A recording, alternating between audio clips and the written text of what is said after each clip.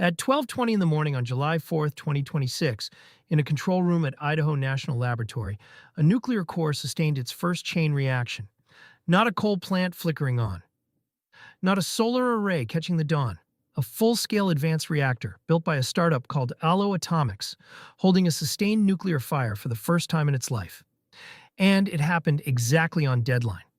The Trump administration had set a deadline. 3 reactors critical by America's 250th birthday. The program delivered 4. A year ago, the pathway that made this possible didn't exist. Welcome to Tomorrow Unveiled, where we break down the news of the future right as it's happening. But here's the thing about finishing lines. Sometimes they're not endings. Sometimes they're starting guns. And that moment at 12:20 a.m. on July 4th, it sounds like a victory. It looks like a victory. It's being celebrated as a victory. But it's actually the sound of the clock starting on something much longer, much harder, and much more important than the sprint that just ended. Let's start with what actually happened that summer, because the wins are real and they deserve to be stated plainly before we complicate them. Executive Order 14301 landed on May 23, 2025, just over a year before the deadline. It told the Department of Energy to authorize advanced reactor demonstration projects outside the traditional national lab system and get at least 3 of them to criticality by July 4, 2026. That's a sprint. That's a federal stopwatch on something that usually takes a decade or more. And on July 4th, the program didn't just hit 3, it hit 4. Antares Nuclear's Mark-0 was first, going critical on June 4th at Idaho National Laboratory. Valar Ward 250 followed 2 weeks later, June 18th, at the Utah San Rafael Energy Lab. Then Deployable Energy's Unity microreactor went critical on July 1st. And here's the part that matters for pacing, roughly 150 days from when the project started. 8 months. One startup, from groundbreaking to a sustained chain reaction in 8 months. And then Aalo hit it exactly on the nose. 12:20 a.m. Mountain Time, July 4th, 2026, at INL. Energy Secretary Chris Wright was calling this the golden era of nuclear power. INL Director John Wagner said the Aalo result looked like exactly what a nuclear renaissance looks like. American companies moving at American speed. Aalo's president, Yasser Arafat, framed it as one of the fastest reactor builds in modern American history. Led with the win, because it is a real one. A year ago, this pathway didn't exist. These companies didn't have a repeatable authorization ladder to climb. They had to invent the process as they went. And they did it. 4 novel reactor cores reached criticality in 405 days. That's not hype. That's execution. But now comes the fine print, and it matters. Criticality sounds like what it is, a critical milestone. And it is one. But we need to be precise about what it means and what it doesn't. Because the difference between those two things is the entire story. Criticality means a controlled, self-sustaining nuclear chain reaction. Think of it like turning over an engine. You know it's not seized. The reactor core reaches a state where the neutrons produced by fission sustain more fission without external neutron sources. The physics works. The control systems work. The fuel behaves as predicted. That's real. That's non-trivial. It's a genuine engineering achievement and a genuine safety milestone. But here's what almost nobody led with. Most of the reactors that just crossed the line are zero-power test articles. Antares Mark-0, the first one across, is configured for zero-power criticality testing. It has neither power conversion nor heat removal systems. It makes no electricity, by design. Aalo-X is a full-scale zero-power version of a planned 10-megawatt commercial product. These are proofs of concept. They're proofs that the physics works and the safety systems work, but they're not power plants. Not one of these 4 reactors is putting electricity onto a public grid right now. None holds a commercial license. None has demonstrated sustained power ascension. This is the opposite of doom. But it's also the opposite of nuclear is back on the grid. The distance between the reaction sustains and the plant cell's power is most of the journey, not the last step. That's what the episode needs to hold precisely. This is a starting gun that sounds like a finish. The fireworks were real, the infrastructure they built is real, But the thing that actually matters, a reactor that sells kilowatt hours, that's still ahead. Here's the twist that almost no coverage led with. The companies everyone was watching didn't cross the line. Oklo, the best-known name in the field, the one that's been on every advanced nuclear to watch list, didn't hit criticality by July 4th. Their Aurora powerhouse secured a preliminary safety approval on June 11th, but no criticality timeline. Radiant, the developer of the Kaleidos microreactor, is still working through a 5-phase summer test program. These are serious, well-funded companies building commercially ambitious machines, and they didn't make the sprint. The reactors that actually went critical were the underdogs. Antares, a Torrent startup most people had never heard of. Valar Atomics, an El Segundo company that had barely emerged from stealth. Deployable Energy, which went from project start to criticality in roughly 150 days.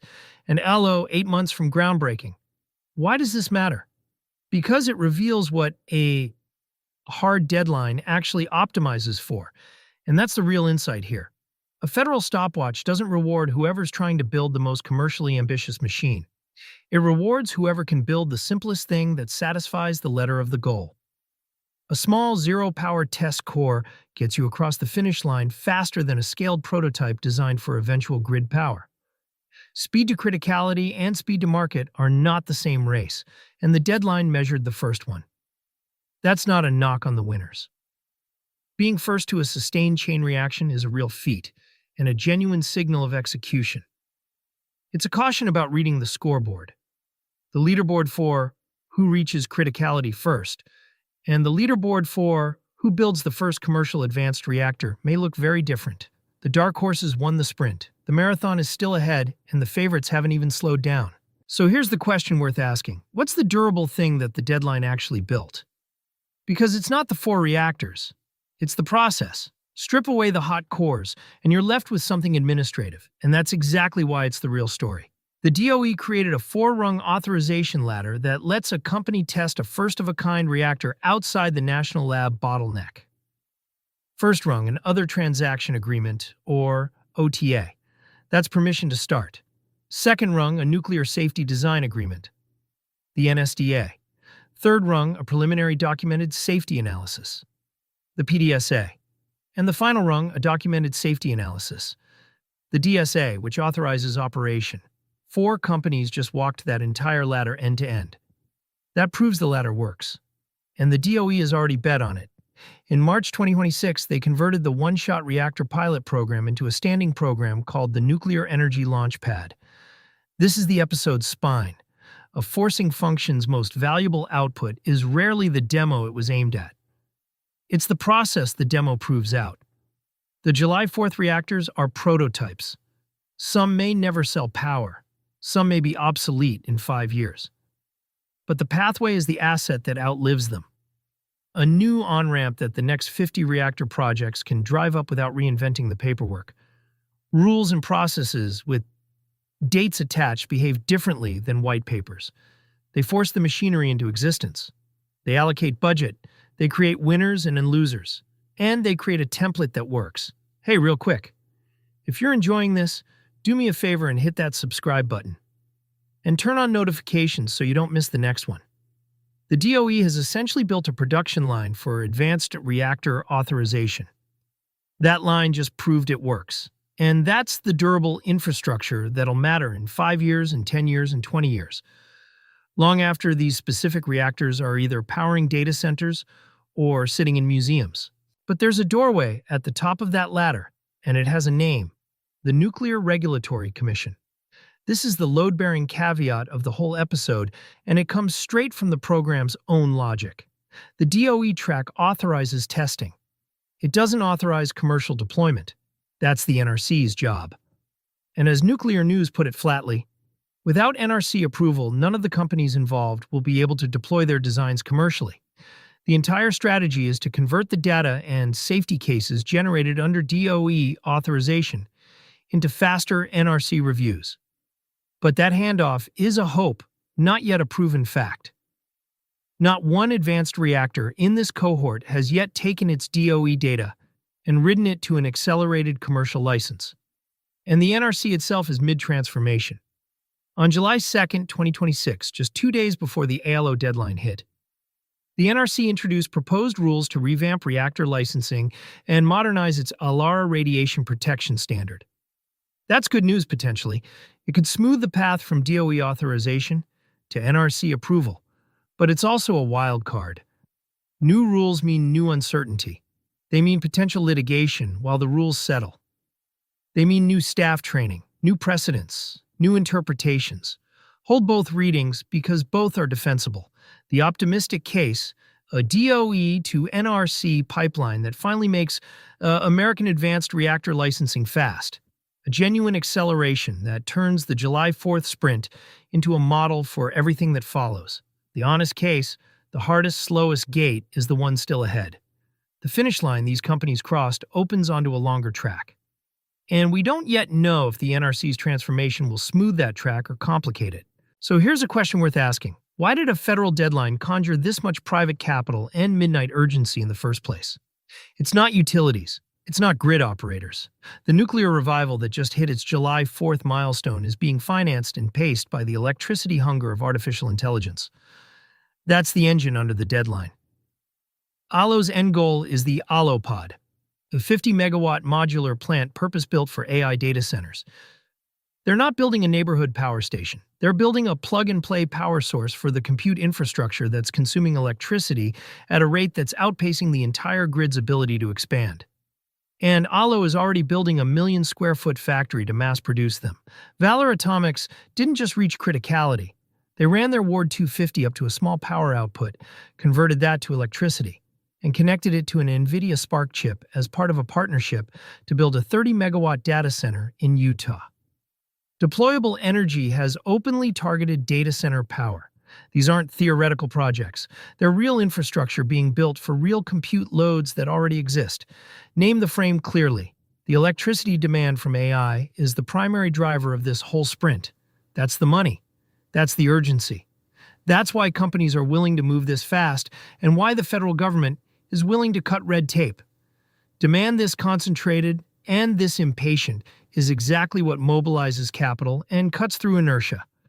And it's also exactly what can push a safety-critical industry to move faster than a safety-critical industry should. Both are true. The reactors crossing the line this summer are, in a real sense, the first physical infrastructure of the AI build-out. They're not theoretical. They're not distant. They're being built right now, and they're being built because the data centers need the power. So let's close by holding the tension the whole episode has been building, because this is where the real credibility lives. On the real side of the ledger, a pathway that didn't exist 14 months ago now works. 4 novel reactors reached criticality in 405 days. Startups built their own safety programs, fuel supply chains, and quality systems from scratch and proved the physics. That's not hype. That's execution, and it happened faster than almost anyone in the industry predicted. But on the not enough yet side, 0 of these reactors has sold power to a public grid. None holds a commercial license. None has demonstrated the kind of sustained power operation that a grid-connected plant needs to prove.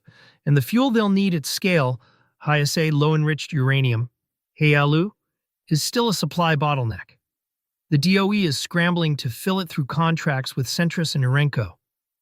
But availability remains tight. The milestones that'll actually matter are all still ahead.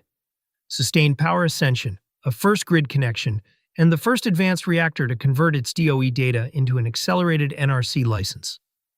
Those are the tests that matter. Those are the ones that'll tell us whether the July 4th sprint actually means the industry has cracked the code or whether it just means we got really good at building test reactors. Oh, and if you're watching on your phone, there's a hype button right below the video. Smashing that really helps smaller channels like ours get discovered. The July 4th deadline wasn't the finish. It was the sound that starts the clock on the decade that matters. The number to watch isn't how many reactors went critical. It's the first kilowatt-hour one of themselves. That's when we'll know if the sprint actually meant something. Until then, we're watching the machinery work. But we're not yet watching the machine deliver. Let the future be your guide with all the